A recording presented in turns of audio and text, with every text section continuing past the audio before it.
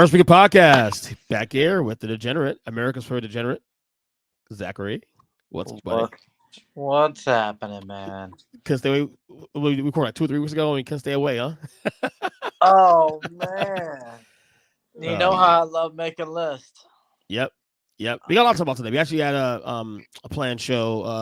Talk about other things on the back end. We're gonna do our a first time on the show ever. We're gonna do we're gonna draft the toughest or worst GM jobs right now in the league currently.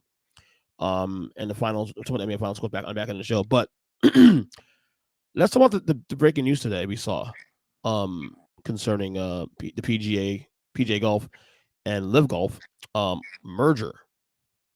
Wow, that came out of nowhere. Apparently, Zach, a lot of players in the PGA wasn't even aware of it until social media. Yeah, they find out on Twitter Yeah, that some old man in an office just robbed them of hundreds of millions of dollars. I mean, it's outrageous. All the PGA players who stood around pledged allegiance to that organization to then just be sold behind their back like that. But are you surprised though? Really? Like we sit here and talk about patriotism and doing the right thing, and you know what? There's ethics and all stuff, and then bottom the look. You're not a wrestling guy, obviously, but when I saw the breaking news ticker on my phone on ESPN, the first face that came to mind was it $1 million man Ted DiBiase's face with the guy with the money sign back in the day. Remember him? Yeah, but who got that bag? Well, it doesn't matter who got the bag. I'm just saying this in general. Like, yeah, it does matter. Well I mean, the PGA got the bag, obviously. Yeah, but that doesn't mean the players. That means that organization. Those white guys sitting. Well, that's what I mean. That's what I mean. Like, to me, it doesn't matter. Yeah. My point is, Ted DiBiase's wrestling character, his line was, everyone has a price, including PGA.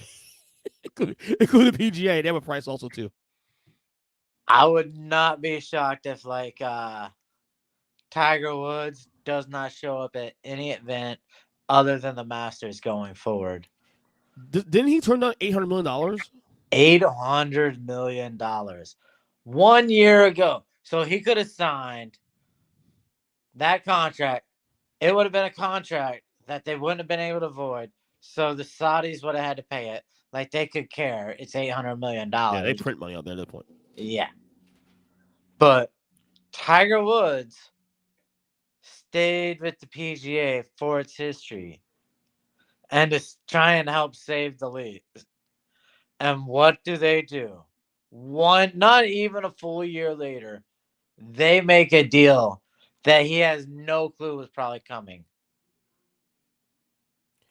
Could also be a PR thing, knowing that, okay, like, we know Phil went, and who's the other guy who went also to Koepka went also to, right? Well, here's the thing.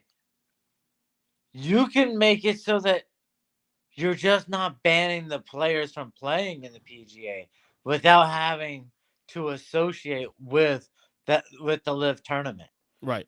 They went and joined with LIV for money. But at least they didn't hide. At least they didn't. Well, we mean PGA tournament players that did initially. No, right now, well, you can never fault a PGA player for going for that kind of absurd money. You can't preach capitalism and then get mad when, regardless, you can't have both ways. You can't have both ways. It's been an argument all day. You can't have both ways. But you can't sit behind a desk pleading with all of your biggest stars not to leave, have them turn down money, and then go right behind their back and make a deal. Because this wasn't an overnight deal. This is something that takes months. Oh, absolutely. Process. Without question.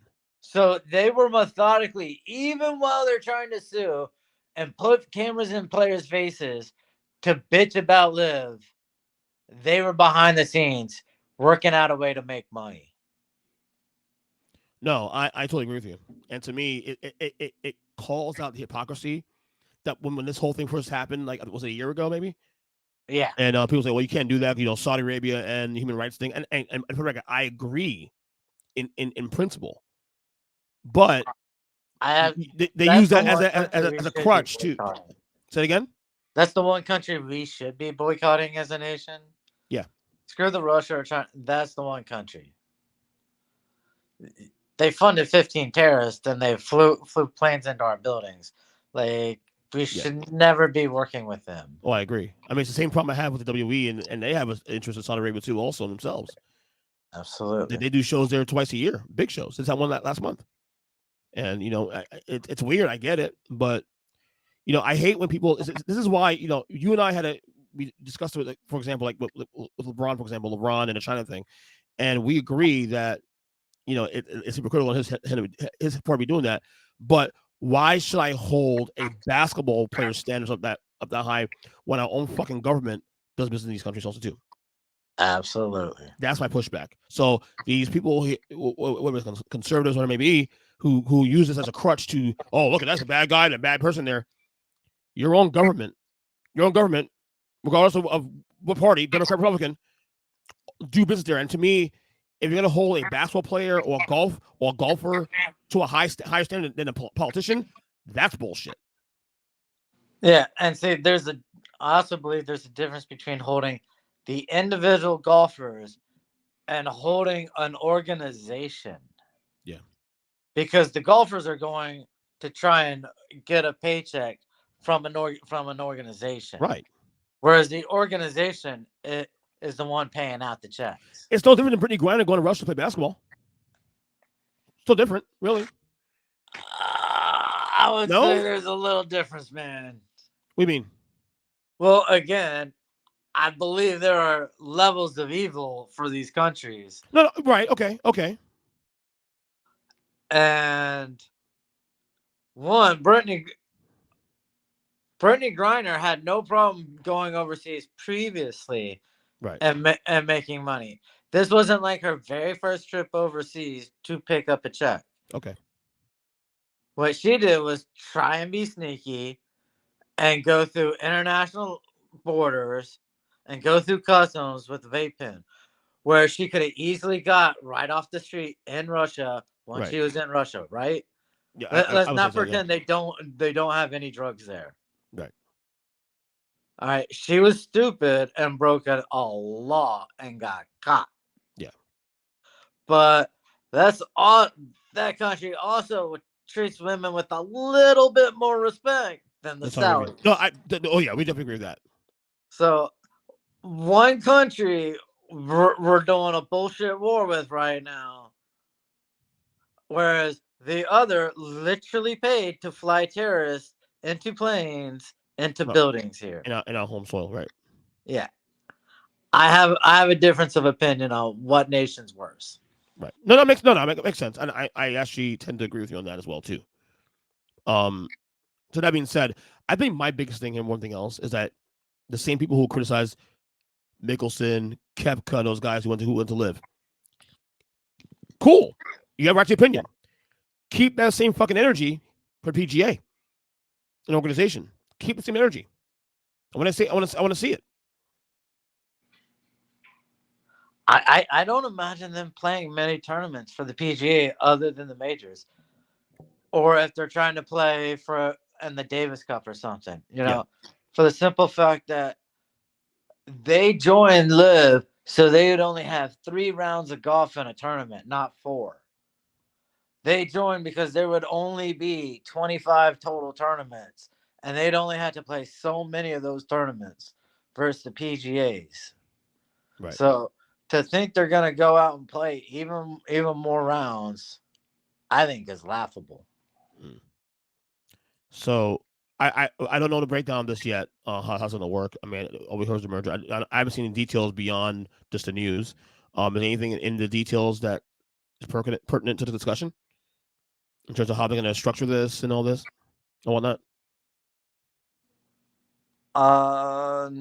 Not that I know of yet. I know our former president celebrated. He's got a couple golf courses. Donald Trump, of course, yeah. He's a capitalist. He's a capitalist. Yep. Yeah, I mean, like I said, all I'm saying, folks, is look, don't be a hypocrite. Keep the same energy. Just You know. remember, I'm not a capitalist. I'm a democratic socialist. So On that note, let's let's go to get, the NBA and their hard salary caps. yeah. Well, actually, let's get to hard salary cap. But let's also go to this idea. It's not really an original idea, but something I said. We should try this one day because I got to discussion with my friend Danny Thompson on this podcast last week, and obviously we see the new CBA, and we're here with the new CBA, and the big question is the second apron. The big thing is that second apron. What that signals is pretty much the super team era is pretty much over because I don't see teams, wanting to sign three superstars unless they want to pay up the wazoo to do so. Danny said on the podcast last week, and we heard it, that he sees this summer being extremely active in terms of teams making moves to start shedding salaries in preparation for that second apron, which takes place in 2 years. Yeah, that 24-25 season. Correct. Right. So he sees moves being made on the front end. It's why Bob Myers, I believe, which is why I think Bob Myers and the Warriors left to get away from the chaos, to avoid blood in his hands, to avoid to have to work in, because obviously Golden State's fucking payrolls to the fucking wazoo also. Yeah, but just interrupt on Golden State. They have one more year of hard payments. Yes. And that's if Draymond opts in. So if Draymond doesn't opt in, and then this being Clay's last season, boom, 2 major hits come off the books. All that's left is pulls $30 million, which would seem like nothing in 2 years from now. Right. So, well, if you would assume that they'll let those salaries shed, the problem is we don't know where this team direction want to go in. Do they want to keep Green but beyond this year? Do you want to keep Clay beyond this year? There's a lot of things here because, again, I keep saying this to a lot of folks. Dynasties never end clean. They never end clean. Look at the Bulls. Look at the Lakers. They never end clean. And the Warriors, with their payroll situation, look, the owners are okay with paying $300 million plus on a payroll, but they ain't going to do it for a 6 seed. That's for damn sure. No. So in regards to Draymond being able to opt into what, $30 million this year? Yeah. Do you restructure it for 3 years for 60? You can't restructure, but you can. Obviously, it'd be an extension. Obviously, you're saying. Well, he could choose to opt out and then sign a 3-year Right, deal. right. It'd be a new contract, a clean slate. Maybe, I guess. I mean, the thing is, I think Steph Curry holds the cards here in terms of influence. But again, I get the feeling that the Warriors front office, I think the whole let's spend to our eyes fall out. I feel like it's over with that. I feel like they're ready to move on and at least pivot from that idea and start to bring back the earth a little bit now. Do you have any teams in mind who you think will be really active besides Golden State? Well, he said I asked him to name 3 players on the podcast that he believes could be moved this summer. He says Trae Young, Karl Anthony Towns, and Jaylen Brown. Because the Jaylen Brown thing is complicated if they decide not to offer the Supermax and all that stuff and lots of stuff there. So, as far as teams go, I think the most active is probably going to be Oklahoma City because of all the draft picks they have. They got a shit ton, and I think they're pretty good. And I think pretty good cap wise too, also. And there's the danger. So, Shea just became an All NBA player. Yeah. So he comes up for a contract extension. It's going to be a supermax. So all that you're going to have left, you're going to have one more star who can get like a max deal. And then your cap is basically jacked. Now, so what's the point of having all those draft picks and trying to hit a home run if your cap's already locked up in 2 players in, say, Giddey or Williams with Alexander? Mm-hmm. Yeah. I am curious though.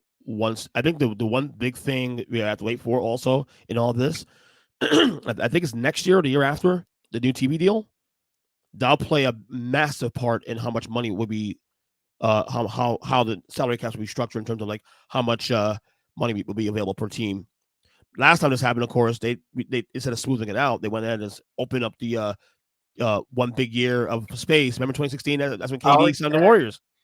Do they do the same thing this year? I don't know. Or whenever the TV deal is signed, and the TV deal is gonna be massive still, I believe. So, and it could be a situation where you see Peacock, or NBC Universal get involved again. Who knows?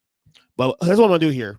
Um, you and I are gonna draft 10 teams, 5 per person, that you believe are, in your opinion, in the order, have the worst. If you say you're ex general manager of that team, and you explain why that job is stressful as the worst job right now currently, based on the amount of questions to answer and all that. I did a randomizer earlier today. You got the first pick in the draft. All right, Zach, what's the first team you want to draft here as the top, biggest, hardest job So in the league right now? I'm gonna stress this by the fact they won like 35 games. Okay. So when you think 35 games, you're near play-in. We can find some pieces or draft pick. We can make some moves. Let me tell you why a 35 win GM spot team is the worst spot to be. Washington. I already know where you're going with this, buddy. You said this many times in the podcast for the last year. You have the most immovable contract in Bradley Beal. So the only thing left for you to do is to try and actually build around a B-rate star. And in order to do that, you would have to give up everything in your franchise. You'd probably have to re-sign Kuzma and Porzingis so that you can trade them away for salary. And then you'd probably have to empty your bench and take back garbage salary. But that's what it would take. And I don't see any team willing to give up their number one. Yeah. Next, if you're a 35 win team, you know where you are for the draft. You're not getting a top 5 draft pick. You may not even get a top 10 draft pick. So the chances of you being right as a 35 win team tells me you're going to miss on your draft picks or not find a true star. You're going to play it safe. And third, and finally, Mhm. you couldn't get KD to come home. How do you attract free agents? I've never seen a free agent want to go there. They get traded there and then re-signed for massive money. And that's the only way. Did So, they sign the guy from the Clippers or from the Warriors, the general manager, one of the might have been the Warriors, one of the front office guys in Washington. well, guess what? He signed a 4-year contract and he's going to be fired after 3, or technically he's going to resign, and then he won't have another chance to do that job for another 10 years because all it's going to be is a revolving door until Bradley Beal's contract is out that door. For folks wondering what Bradley Beal contract, the Bradley Beal contract right now actually kicks in this year or next year. That's kicking this year already at 43, then 46 next year, 50 million the year after, 53 million the year after that. And then in 26, 27, he has a player option, which I'm sure is going to opt in because at that point he'll be what, like 33, 34, maybe. You know how good he'll be at that point, $57 million. So this were the only thing I will say about Washington though is that after beyond Beal though, you got Porzingis' player option next year. They actually as a team are actually okay cap wise. Yes, but who are you replacing if, say, Porzingis and Kuzma both opt out and Right. sign somewhere else? Well, Kuzma isn't get paid. No doubt about that. Oh yeah, but if you don't pay those guys, you're not getting the same talent back. Okay. This Yeah. isn't a Kyrie situation where you can let them walk. Right. You can't get that amount of talent back. And there'll still be a 35 plus win team, 35 Yes, ish win team. exactly. Yeah, I agree. All right, my team here. I'm gonna go. It's maybe a little bit of shock here. I'm gonna go Clippers. Clippers right now. They're not as bad as the Warriors cap wise, but right now their payroll currently is $192 million. You still got to pay. Paul George has another 2 years left, another year with player option, of course. He's at that age now. He's 33, I think 33 years old. He can't stay healthy. He's getting to that part of his career now where like he's really good still, but we've probably seen the best of him. And yet you still owe him another $90 million plus next 2 years. This will be option in the contract. Kawhi, you already know the story with that Kawhi thing. Same contract, same exact contract, in fact, as Paul George. But we already know how we feel about Kawhi. When healthy, he's fantastic. When he's not healthy, more times he's not healthy. The only thing I will say for the Clippers though is that they do get some relief after, assuming Kawhi and Paul George do opt out, and Ballmer wants to get out of the business of those guys. They will have some cap room at some point. But right now, in the immediate future, they are still stuck. Now, they got a good team. But again, we don't know how good they're going to be next year because we don't know how healthy these guys are going to be either, too. So because of that, I believe they are probably, in my opinion, the worst of the bunch. So real quick, who's the richest owner in all of sports?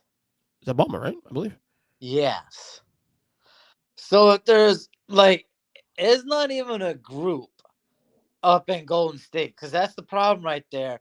Mm-hmm. Is while we keep saying Golden State's okay with paying it, there's a bunch of minority owners that are probably starting to say, we want to get a little return from our investment. Whereas Ballmer's like, I can just keep writing a check. It don't mean nothing. Well, he could, hypothetically, but does he going to continue wanting to, considering that every year it's the same damn thing? This team has promise, and then they don't go do anything. At what point do you say, I'm done with this shit? Because as long as you have money and you have promise, you have a chance. And all you need is perfect matchups. LA made it to the conference finals because they played the two smallest teams in the playoffs. So all it takes is matchups. Right. But again, if Kawhi Paul George is healthy, they're probably, at the very least, going to the West Conference Finals, at the very least. They should be in Clippers. They should be in Phoenix in the first round, in my opinion. If No, Kawhi's healthy. I mean, yeah, it's a tough situation because they don't have really any draft picks going forward right now, I don't think. So, yeah. I just think when you have one owner who's the sole owner and can afford to pay anything. All right. What's your third pick? The third team here. That's an issue to you. Well, I don't want to say it the way I'm going to say it. Go ahead. But in all honesty, this man got drafted number 3 overall, and his team is getting drafted 3rd overall. And it's Charlotte. Wow. Hornets. Okay. Why the Hornets? Again, it's one of those situations where I believe Lonzo Ball is an Instagram star.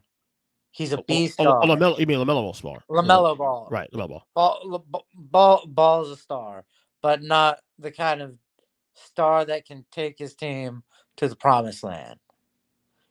If he's your number 2, maybe. But they've never drafted a number 1 guy under Michael Jordan.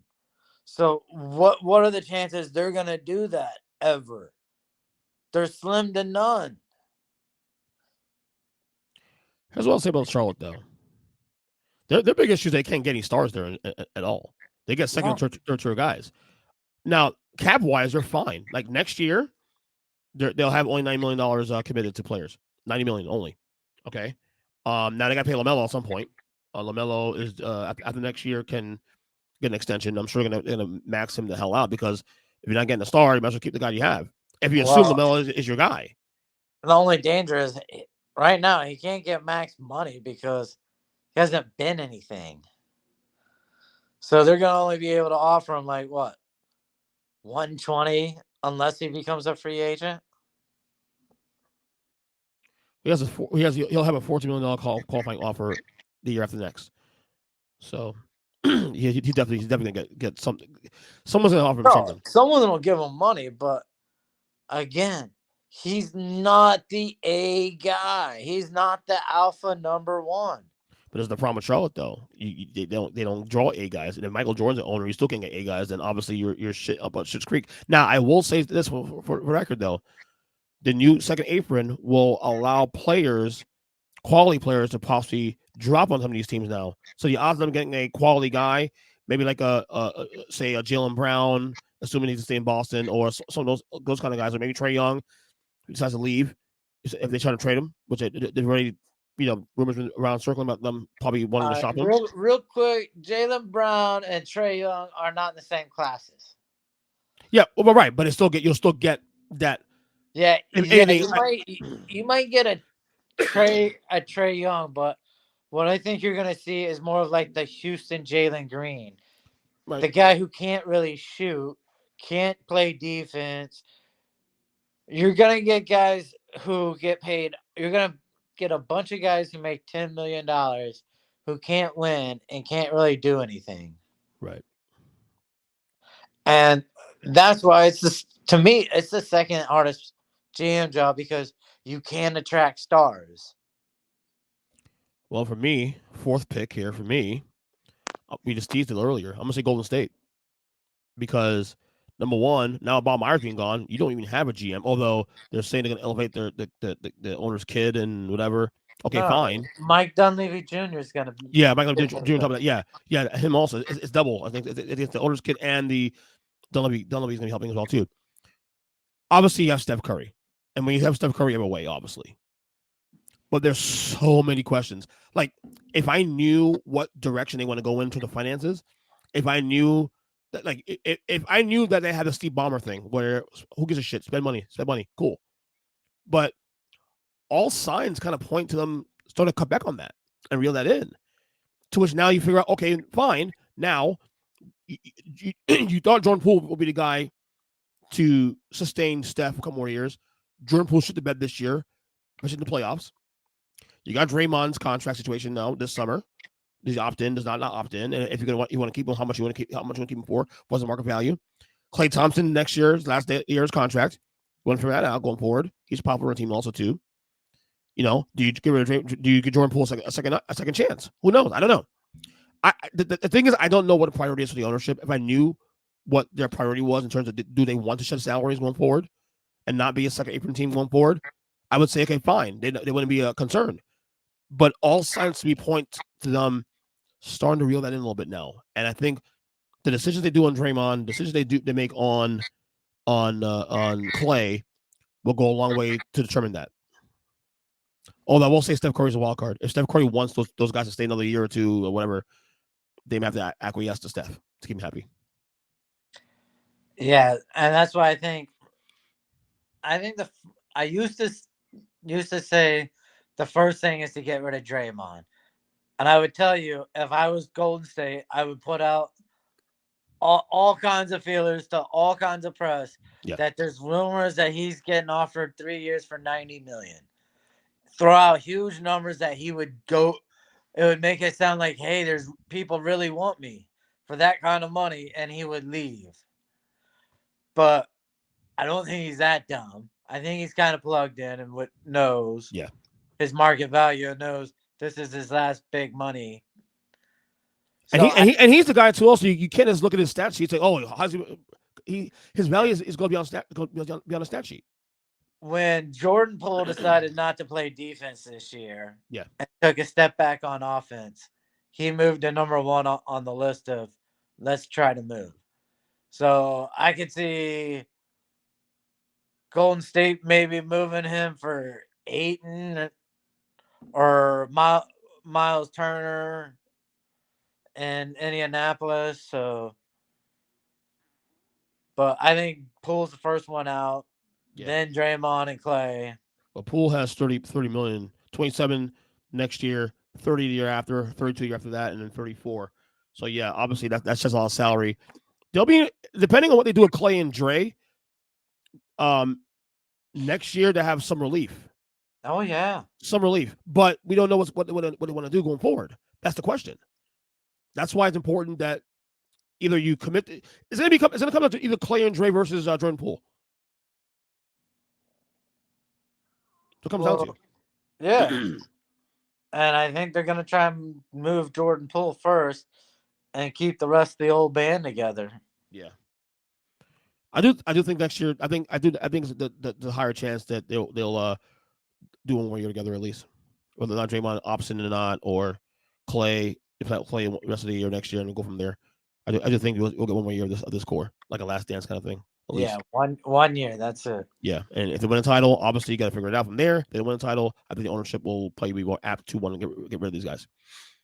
I don't win or lose unless they come back willing to come back super cheap. They're not on the team. This is it though. I don't know what their priorities are. If the ownership's okay paying these guys, if they're winning still, if they win on the title next year, then the 24-25 season, going into the 24-25 season, whether or not they're coming off a championship or not, the only way Clay and Green are on that team is if they're playing for like veteran minimum, something like that, or at the very least reasonable contracts to give him space to, because Steph is locked up a lot of money, so and rightfully so. All right, what's the 5th pick for you? Oh, 5th pick, and it's only because I'm getting this feeling that Dallas and Mark Cuban are talking themselves into signing Kyrie Irving. The 5th worst place to be right now is the Dallas GM. Because I would be like, hey, buddy, you got to go, Kyrie. I don't know what you've been whispering in Mr. Cuban's ear, but yeah, go look for new employment. You are not here. They re-signed Kyrie, and I think there's a chance Luke asks to be traded within a year. Yeah, I could see that. No, because that's his Kyrie's following. He's a cancer. Hate saying it, but yeah, you're right. And but the problem is, here's the rub though. They gave up so much to get him, and now either you take the L on that one, say, look, we fucked up. Let Kyrie walk. You fucked up, and do a sign trade. The only other thing you do is do a sign trade for Kyrie. Problem is though, Kyrie's market is not as big as you think. Kyrie's market is going to be much smaller than people give credit for, because as great as he is as a basketball player, he's not trustworthy. Yeah. But here, what did they give up? They gave up good pieces that got to the West Coast Finals last year. They gave up 2 players. They gave up 2 players in a draft pick. Well, guess what? They got the 10th pick in the draft this year. So they got the draft pick back. Right. Because if they would have stayed together and been a playoff team, they wouldn't have this draft pick. So the draft pick is a wash. They got a player wash. So they're out 1 player. This idea that they gave up so much, it's a wash at this point. You have the 10th pick in the draft that you could package maybe with Kyrie and then bring back someone good. But I still wouldn't even trust that. I would just say bye Kyrie and try and bring in somebody. Okay. Oh, no, here. Because I know you love big money contracts and you love those fake stars that can't really win. Like Rashard Lewis. So I'm going to take Kyrie Irving in a sign and trade with the 10th pick and maybe even a future. And I'm going to ship him all the way up to Portland. For Dame? For Damian Lillard. You think Portland will take that, though? They got to start in Kyrie. Portland, but you think Portland wants to reset. And they want to reset young players. Kyrie's the worst guy to have on the team to do that with. What do you mean? He's going to be happy. Yeah, but I don't think players want to play with him. Young players want to play with him. I don't think they'll grow with him, of course. All these young players seem to idolize him. That's all I keep hearing about. I mean, I see the logic. I do see the logic, of course. Mavs are a good pick by way too, also for the record, because I agree with you on that. They're definitely my top 10 That top five. signing trade doesn't have to be a 4-year max. It could just be a 3-year deal. This is Kyrie's last chance at a big contract. So he's gonna try to get all he can, which for his sake, I agree with him. But yeah, I'm with you on the Mavs. All right, 6th pick in the draft. I'm gonna go Hawks. Not the Hawks. Now they got a good coach, so it's a good foundation there. But they got questions to answer about not just Trae Young, but DeJounte Murray. I think after this year he's a free agent, Yep. and I don't know if that works. Those two work together. Based on last year, they wasn't really that great. And they still got that John Collins contract to worry And I about think to get the rooks. Hunter is also coming up. Like he'll be a restricted free agent Who's after that? Hunter. Oh The yeah, kid they drafted out yeah. of No, I know who it is. Yeah, I can never remember his first name. I'll say right now. Hold on. Yeah, you're thinking about DeAndre Hunter. Yeah, there you go. Well, right now, cap wise, they're over the cap, I believe. 170 for next year. Like I said, so you got John Collins who's still getting paid 25 next year, 26 year after, and then 26 again the year after that on a player option. And based on how he's going now, he's probably gonna opt in that contract because he's like dog shit the last couple of years. Trae Young, of course, like I said, there's been rumors about him. The ownership group saying to give him the green light to shop around. Is Capella still there? He's still there, and he's there for another 2 years, Dang. guaranteed. 20 and 22. Not a bad deal, actually. Could you consider 2022? Yeah. Not a bad deal. You can still got Bob. I mean, the issue is really Trae Young. What direction to go in Trae Young and Murray? Because Murray will get paid. Because Murray is getting 18 next year. He'll get a semi max deal somewhere. And then John Collins. He's probably the biggest trade chip to have, but no one really wants that or wants him at this point. And he's stuck with that team for 3-4 years. So do you move Trae for relief? And then you build around Murray and those pieces, and maybe Quinn Snyder can revolt Collins' career because Collins is a good player. He's a good player, but something's not working. Something's missing. So I think that's a bit of a headache of a team there, in my opinion. So Hawks with the 6th pick. All right, number 7. Who do you got? I think it's 6. Yeah, it's 7 for you. This is a real toss up for me here because one of them I thought was top 3, and they're still on the board. You need players or just for team wise, and then the other is a sleeper pick that could go right to number 1, depending on the verdict. Okay. So I'll let you be nice to Chris. And so with the 7th pick, I'm gonna take Houston. Oh, Houston. Yeah. Oh. I'll let you be polite on with the 8th pick. But Houston. Why the Rockets? They have nothing. Right? Nothing. They are devoid of talent. And this is a team that has now tried to tank for 3 straight years. Post James Harden, and might get Harden back actually this summer. And really, you want Harden after that long of a gap? I mean, you're setting yourself up for another 3 or 4 years of being at the absolute bottom of the league. Whoever their talent evaluator has been, he needs to be fired. Now, I am grateful that Orlando did not go with who I thought was the best pick in Jabari Smith because he was trash. But they missed last year with Jalen Green. They have nobody. Nobody wants to come there unless they're an aging wannabe superstar. So what they do have is cap room. They got a shit ton of cap room, in fact. Based on the numbers here, they're gonna be $50-some million salary cap, not salary cap, but $50-some million committed to the books beginning this July. Now, again, I don't know why James Harden want to go there. I think if Harden values money more in championships, then Houston's place is the place to go because Houston has money at the wazoo to pay it. Yeah. They do. Because look, they have no contracts on the books. But Like, what does that do for you as a GM? You know your team's not going to be any good. no, So I you're agree with going you. out of a job very, very quickly. Yeah.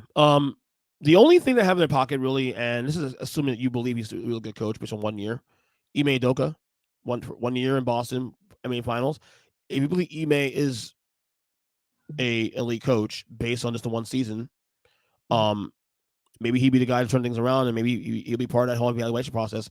But again, uh, look, I don't know why Houston. I mean, obviously, they can afford James Harden because they have the cap room to do it. They can pay him the max, and it will be okay because they have the money of the Wilders the next 3-4 years. Why you do it, I have no idea. Why he would do it if he wants championships, I have no idea either.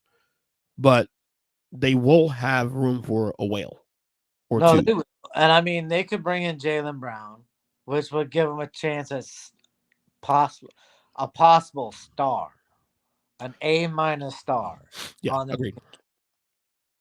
And he has roots. I think he has roots in Houston too, also, I But believe. there's still not enough there. Right. So I think he has roots in Houston also too. So no, I like that one actually because I think with them it's still a semi-big market. it's the fourth largest Yeah. county Right.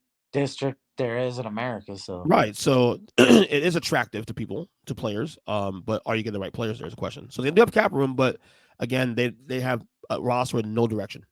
Totally agree with you on that one. All right. Eighth pick for me. Number 8 pick. Um, so you were you gonna take that? Were you gonna take this team? I'm gonna take now. yeah, I look. They could be number one in a week and a half. The Grizzlies Yeah. is the Grizzlies. That's mine. Because and now the good news is that they've been able. And you've been on this for 2 years now. That they've shown that they can win games without Ja. Oh, absolutely. That doesn't mean they're a great team without Ja, though. The competent team without Ja. And I think on a larger sample, they'd probably be a playing team probably without Ja. They In have the West. 25% of their salary cap line tied up to Ja. Yeah. And if he's out a year, that's really hard to shape the rest of your team to get better. Now they can win. They can't win the finals without him. They might be borderline 8 seed. Here's the good news for the Grizzlies, though. The second best player is Jaren Jackson. Um, Based on where this cap is going, that contract is a sweetheart deal. In fact, it's a de-escalating contract. He's getting 27 next year, 25 the year after, and 23 the year after that. So in essence, they will have cap room moving forward. Where's Desmond Bain? Desmond Bain is he'll have a qualifying offer. He has 1 year and then a qualifying offer after. He'll get paid. Yeah. They'll probably extend him at some point this summer or not next year. You know, so salary wise, they're in a good spot. But Ja is the be all end all here. And if Ja is not available, look, I think he'll get 41 games max. I think he'll get half a year. But again, now it's a trust issue. Do I trust you now to not do stupid shit and go on IG live and fucking vanish in the gun and stuff of that nature? That's the question. But Cap wise, they're fine, but Jaws is the issue. You should have said John Morant won the Grizzlies. no, I should have said John Morant in the Grizzlies. Should I say? I should have said that. here I on a real quick thought. Yeah. What is your thought on this whole situation? The NBA has an image to uphold, and that it's their business. That's it. Okay. I don't give a fuck. Look, you are. It comes to territory. Because it seems pretty preposterous to be literally suspending him this amount of games when you have other players committing really serious offenses. Yeah. And they missed 2 games, Which one? Which players though? 10 games. Well, because the kid in Charlotte got a whole year suspended for the domestic violence thing. Remember, Miles, what his name is? Miles Bridges. Yeah, he got a whole year. Yeah. Well, close to a year. So and to the NBA's credit, they've done well with that actually in terms of in recent years in terms of like players not getting in trouble. Really, they've done pretty well with that actually. The All right. NFL, meanwhile, but bigger sample, of course. Um, but yeah, I should said John Morant, not the Grizzlies. All right, number 9 for you. You're on the clock. You got a list there too, huh? You know, it's because of how many players are coming up on free agency, and one of their main guys is up for free agency right now. Chicago. That's an interesting pick. They're We're seeing the center position being devalued, and they've got Vucevic up on a contract right now, and I Oh no, think he's a free yeah, agent. he's a free agent. He's coming up on his contract, and then DeMar DeRozan, he's only there for like one more year. Correct. So what? How old is DeRozan? 35. I mean, He's in the mid-30s, close to mid-30s. yeah, you got guys that you have to decide: are you gonna pay them or not? 34. He'll And be they 30, he'll be don't. 30, he'll be Yeah, 34 in August. yeah.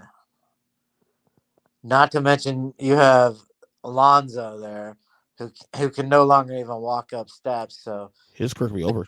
yeah, he's a drag on your salary cap for 2 years. So you got Levine tied up for another 4 years. I mean, he's being paid he's getting paid like a star. To me, Yeah, he's a good player. I don't think. he's Bradley Beal. Yeah, I agree with you. I don't look at him in that same way like I do other elite players.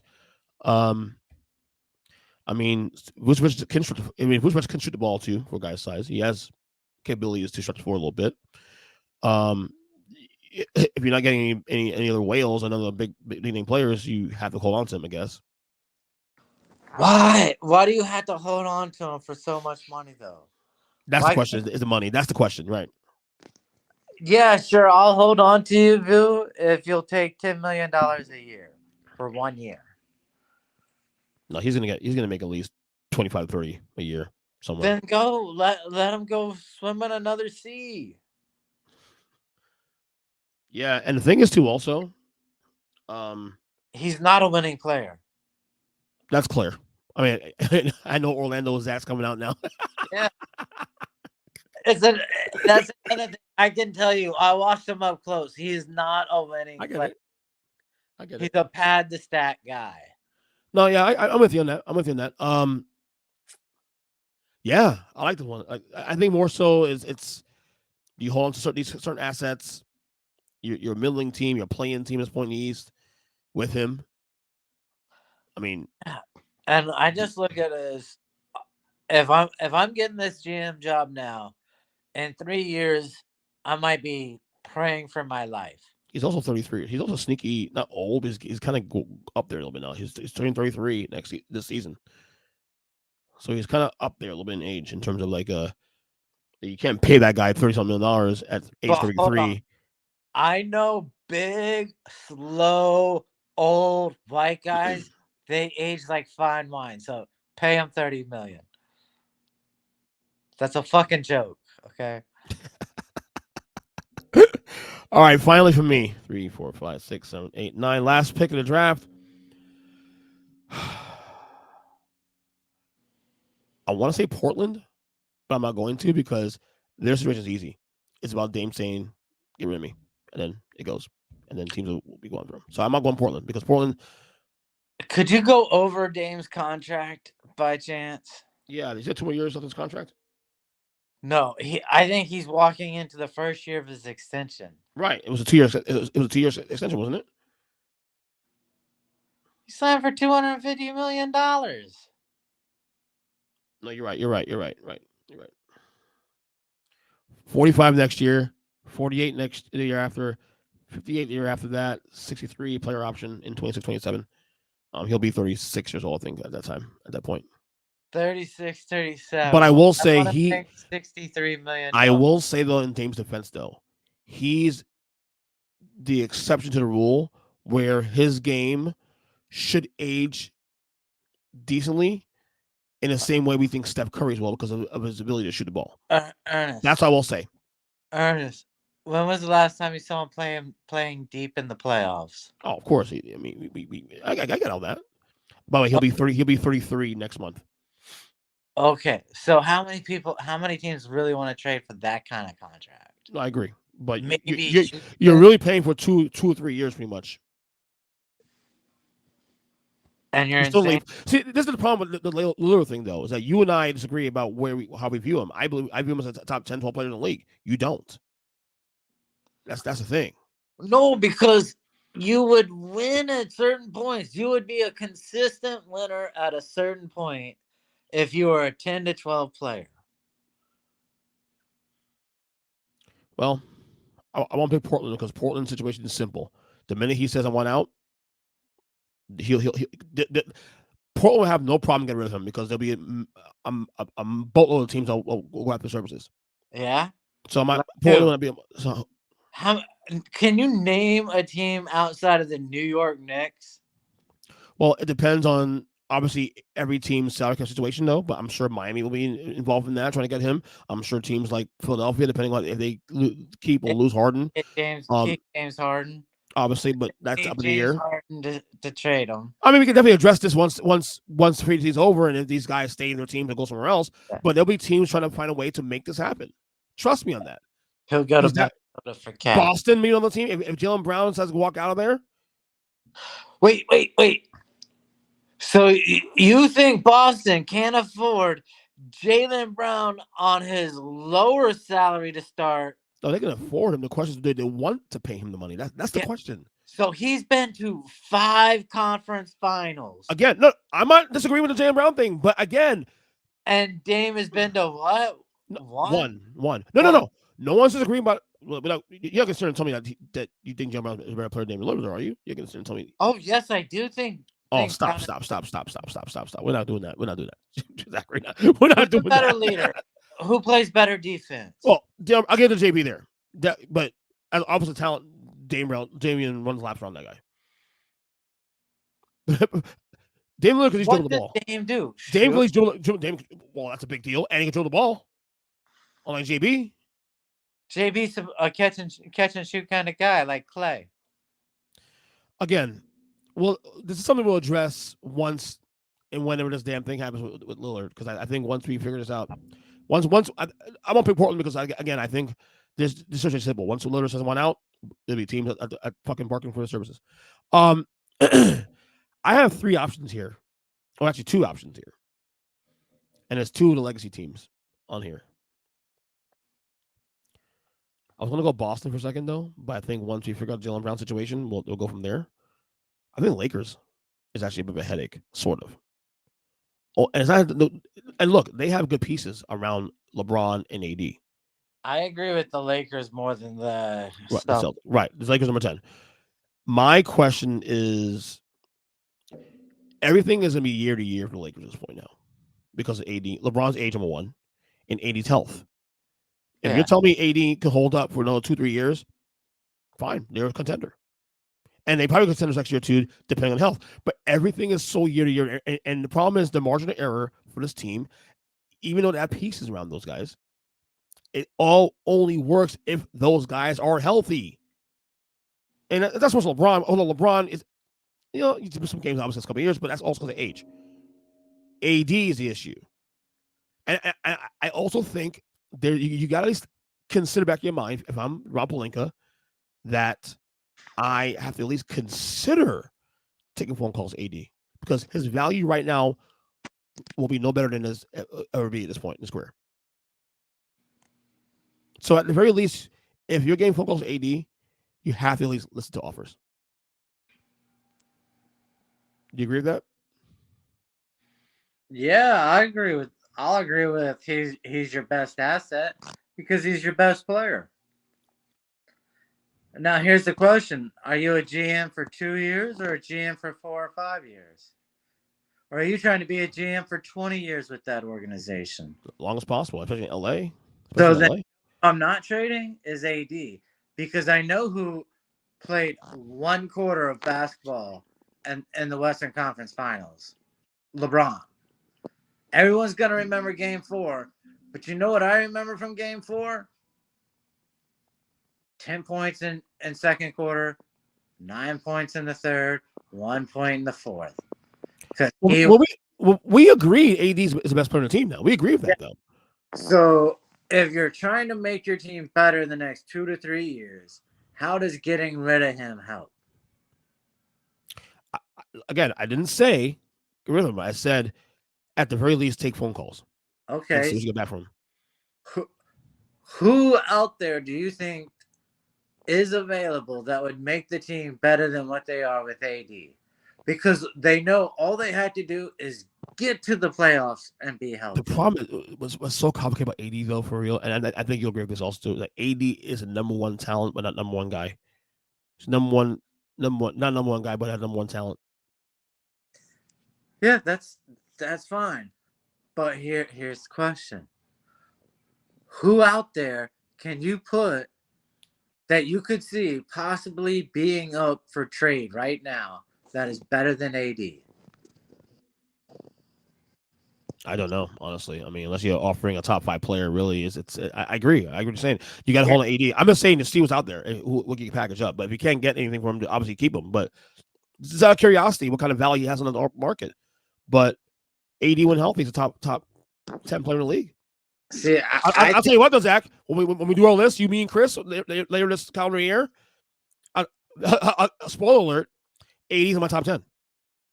well, just remember that, and also remember what LeBron did when you try to keep LeBron up high. Well, LeBron will obviously go lower than he was this year on my list. Obviously, Yeah. he'll probably be top 10 though, but he's going to be probably number 10. The dude scored 40 points, 40 something points, triple double. When the game mattered in the fourth quarter, how many points did he score?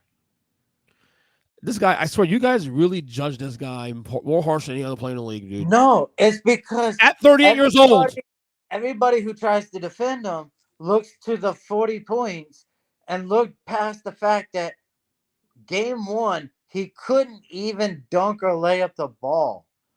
Because he's 38 years old. Again, he's 30 years old. We understand that. Yeah, exactly. He's not top 10. He was at one point. This is what happened with Kobe. Kobe got to the point where, yes, he can put up a big number game, but he's not that. Kobe was way worse than LeBron, though, at this age. First off, Kobe didn't play 30 years old. So let's start there. How about we just start at his last years in the league? Yeah, 30. You don't have to look at age. We're talking the last years of his in the league.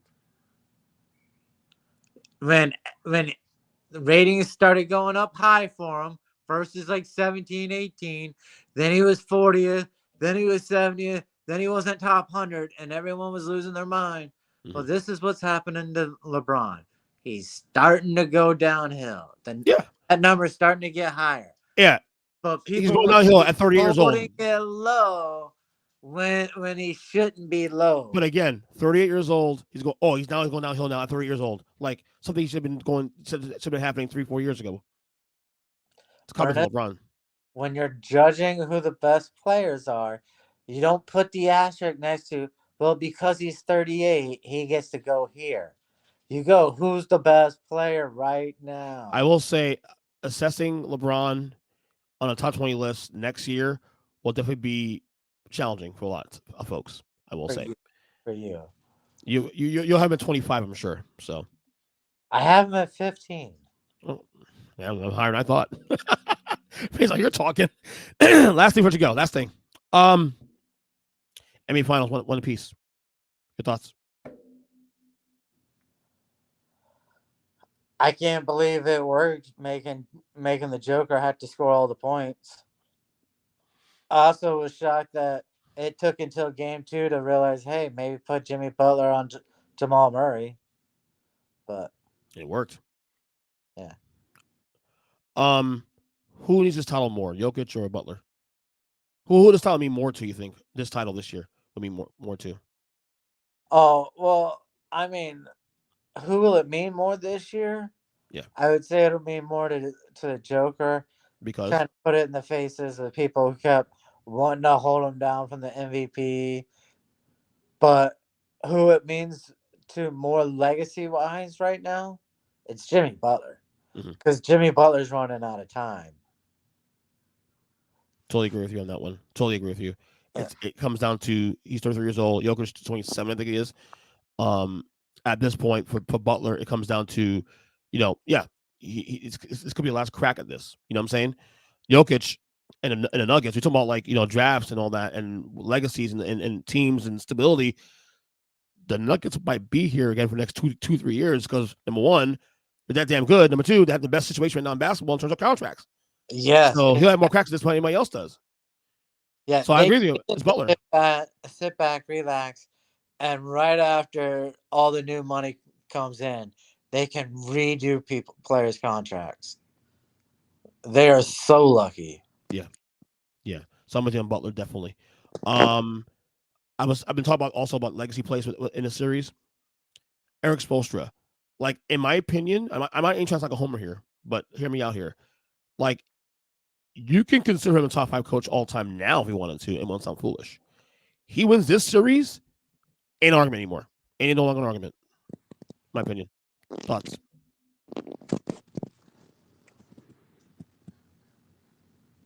I don't even know if he were to win a ring this year, he goes top 5. But here's the thing. Mm-hmm. You're literally trying to make him top 5 for winning one ring without arguably the greatest player in basketball history? Because that's when he won his 2 rings. So why is he getting penalized for that? But He we don't made it penalize to the him. finals in the bubble when there was nobody in the stands, no home crowd, nothing to disrupt players. This is what I hate about that, though. We say that, oh, well, he had LeBron, no big deal. So why don't we penalize Phil Jackson for having the greatest player of all time? And Michael Jordan. I'm pretty sure a lot of people do seem to want to point that out. Not really. Really? Because I've heard that argument. I'm the only one. I used to hear that argument between Phil Jackson and Pat Riley when Pat Riley was still a head coach. And Pat Riley had Magic Johnson and Kareem Abdul-Jabbar, two of the top 4 guys on my list. Yeah, all and time. They still didn't want to give that credit. I don't know. I think Spo's in the conversation. If he wins this final. First of all, he wins this series. It's the biggest finals upset ever. Okay, he'll have won a title without a top 2 or 3 player of all time. Jimmy Butler, who's now becoming, legacy playoff Jimmy, of course. You have to give him credit for that one. I think he wins this. He wins this title. Mm-hmm.